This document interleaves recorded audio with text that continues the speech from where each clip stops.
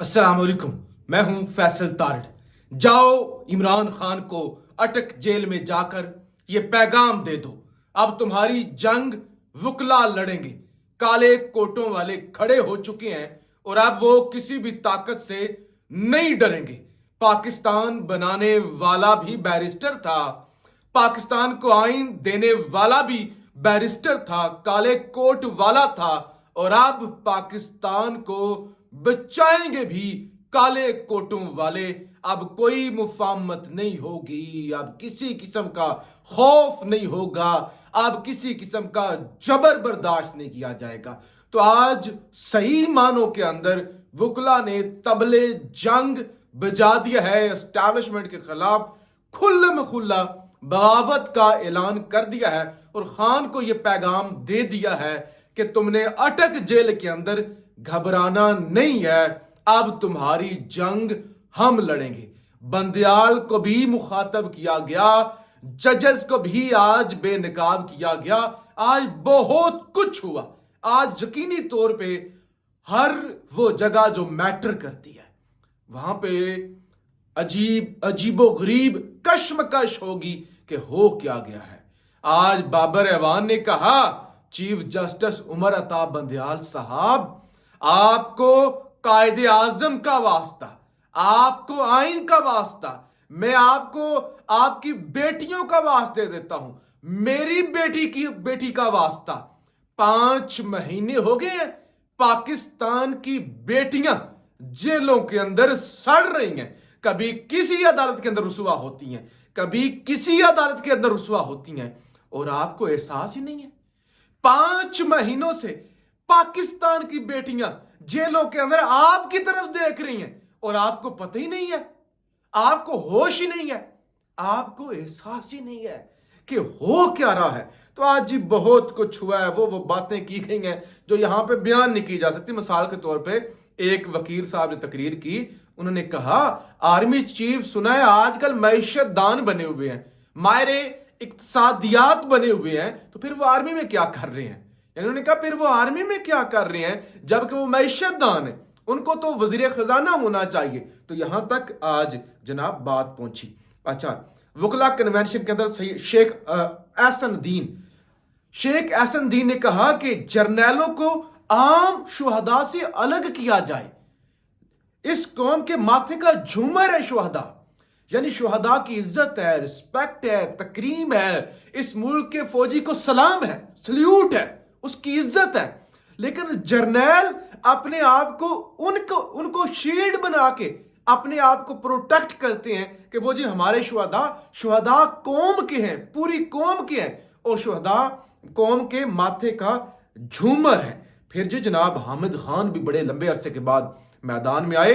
हामिद खान साहब ने कहा कि बदकिस्मती से एस्टैब्लिशमेंट 76 सालों से अदलिया को इस्तेमाल किया है। एस्टैब्लिशमेंट ने 76 सालों से जो है वो अदलिया को इस्तेमाल किया है। हमारी अदलिया छोटे छोटे मफादात के लिए इस्तेमाल होती रही है। मैं मौजूदा अदलिया की बात नहीं कर रहा। इसी अदलिया ने जुर्रत के साथ इंतखाबात की तारीख का फैसला दिया, मगर यह भी हकीकत है कि हमारी अदलिया में वाजिया कमजोरी देख रहा हूं।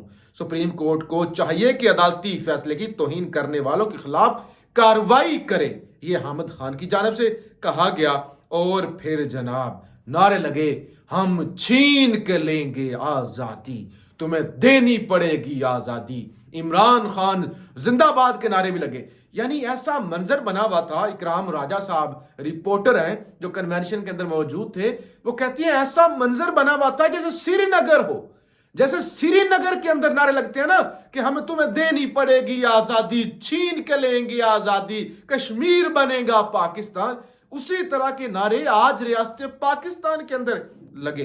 अच्छा जी, फिर आज जो खिताब किया एतजाज अहसन साहब ने, एतजाज अहसन ने कहा चीफ साहब, वो दूसरे चीफ साहब नहीं, बंदयाल साहब, चीफ जस्टिस साहब, मैं डायरेक्ट आपके साथ मुखातिब हूं। आपके दिन कम रह गए हैं, जाते जाते अहम केसेस के फैसले करके जाएं। नाजुक वक्त है, आइन पर हमले हो रहे हैं, अदालतें बेतौकीर हो रही हैं, अदालतें हुक्म देती हैं کسی کو گرفتار نہ کیا جائے، لیکن اسی کے باوجود اسے اغوا کر لیا جاتا ہے، اور آپ سو رہے ہیں، آپ جاتے جاتے جو آپ کے پاس کیسز پینڈنگ ہے ان کا فیصلہ سنا کے جائیں، میں ڈائریکٹ آپ کے ساتھ مخاطب ہوں۔ یہ اعتزاز احسن کی جانب سے کہا گیا۔ اور پھر لطیف خوسا نے کہا ایک تھرڈ کلاس امریکی بیوروکریٹ دھمکی دیتا ہے پاکستان کے وزیر اعظم کو ہٹا دو، اور پاکستان کے وزیر اعظم کو ہٹا دیا جاتا ہے۔ اس سے بڑی سازش اور کیا ہوگی؟ یہ لوگ سمجھتے ہیں کہ عوام اندھے ہیں، بہرے ہیں، گونگے ہیں، روٹی کو چوچی کہتے ہیں، ان کو کوئی پتہ نہیں ہے۔ تو انہوں نے کہا ایسی بات نہیں ہے، عوام سب سمجھ رہی ہے۔ پھر جی رابعہ باجوہ صاحب نے کیا دبنگ اور تگڑا خطاب کیا۔ یہ سیکٹری ہیں، نائب صدر ہے لاہور ہائی کورٹ بار کی۔ وہ کہتی ہیں 9 مئی کے واقعات نے پورا جوڈیشل سسٹم ننگا کر دیا ہے۔ یہ جو بزدل ججز بیٹھے ہیں ان کے اندر اتنی ہمت نہیں کہ اپنے فیصلوں پر عمل درآمد کروا سکے۔ میرے ہاتھ میں حق کا جھنڈا ہے، میرے سار پہ موت۔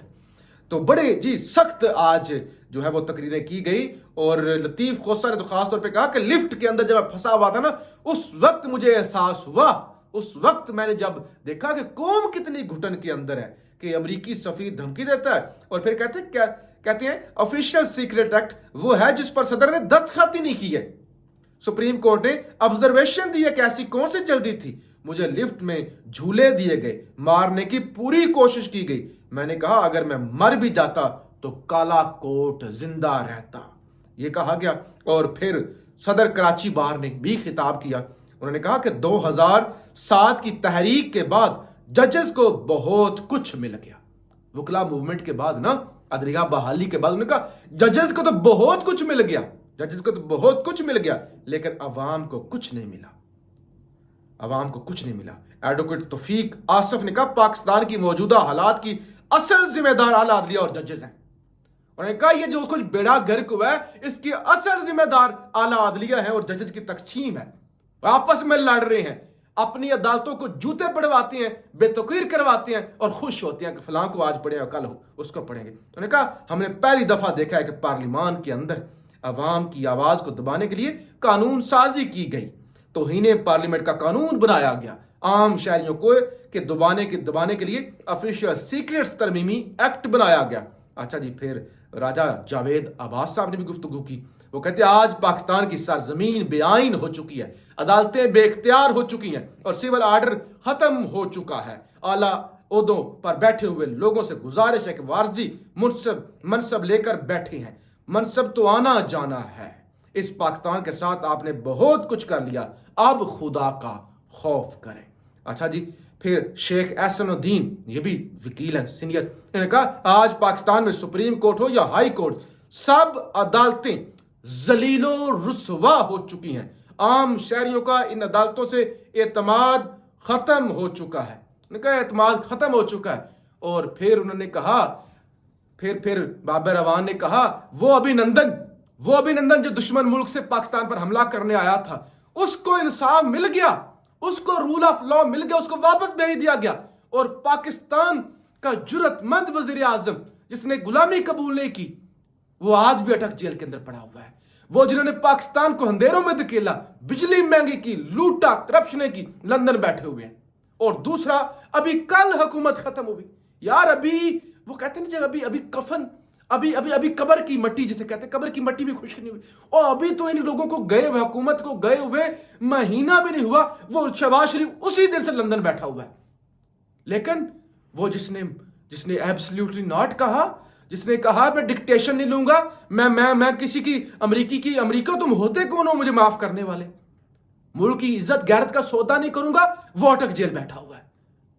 یہ تماشا اس ملک کے اندر چل رہا ہے۔ لیکن آج کی ان سارے وکلا کا اکٹھا ہونا، اور پھر 9 کو پاکستان بار کونسل کا جو ہے وہ ہڑتال بھی ہو رہی ہے، اور اسی طرح کی کانفرنس بھی ہو رہی ہے، اکٹھا ہونا یقینی طور پہ بہت بڑے طاقتوروں کو مجبور کر رہا ہے، ان کو سوچنے پر مجبور کر رہا ہے۔ اور اگر یہ تحریک چل پڑی جس کا آغاز آج ہو گیا ہے، تو پھر یہ بڑوں کو لے ڈوبے گی، اور وہ جو سارے پلان اور جو سارے اسکرپٹ ہیں وہ الٹے پڑ جائیں گے. آپ رائے کا اظہار ضرور کیجیے گا. پاکستان زندہ باد.